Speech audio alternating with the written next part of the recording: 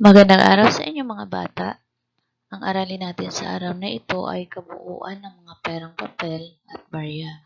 Mahalagang malaman natin ang kabuuan ng ating mga salapi. Sa nakaraang aralin ay napag-aralan natin ang tungkol sa pera. Nalaman natin ang kahalagahan at gamit nito. Natutuhan nating isulat at basahin ang pera ng ating bansa. Ngayon naman ay inaasahan kang matutuhan kung paano kinukuha ang kabuuan ng mga pera, barya, papel o sentimo kapag ito ay pinagsama-sama. Magkano kaya ang kabuuan ng mga parehang makikita sa screen? Makikita kung paano ito isinusulat. Pinagsama-sama ang 3 10 piso.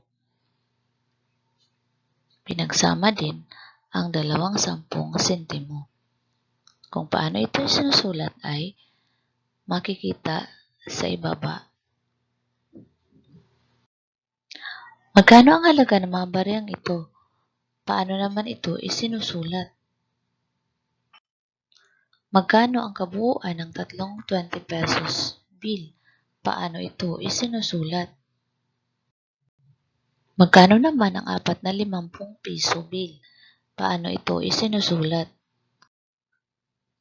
Sa pagkuha ng kabuuang halaga ng perang papel o piso bill, pagsamahin lamang ang mga ito sa pamamagitan ng adisyon. Lagyan ng peso sign bago ang bilang. Maaaring gamitin ang simbolong Philippine Pesos or PHP bago ang halaga ng pera. Ang katumbas po ng 4 na 25 centavos ay piso. Dahil umabot na siya sa 100 sentimo, katumbas po siya ng piso. Ang katumbas ng 5 na piso ay 5 piso. Ang katumbas naman ng 2 5 piso ay 10. Ang 2 10 piso ay katumbas ng 20 o 20 pesos. Kung hindi umabot sa 100 ang kabuuan ng sentimo, binabasa ito ng sentimo at isinusulat sa simbolong makikita. Ginagamit naman ang tuldok bilang simbolo upang ihiwalay ang piso sa sentimo at binabasa naman itong N. Makikita ang halimbawa sa ibaba. Subukan natin. Mahigpit na ipinatutupad sa mga bahay ang paghiwa-hiwalay ng mga basurang nabubulok sa hindi nabubulok. Naisip ni Pepe na ibenta ang naipong basurang hindi nabubulok sa junk shop.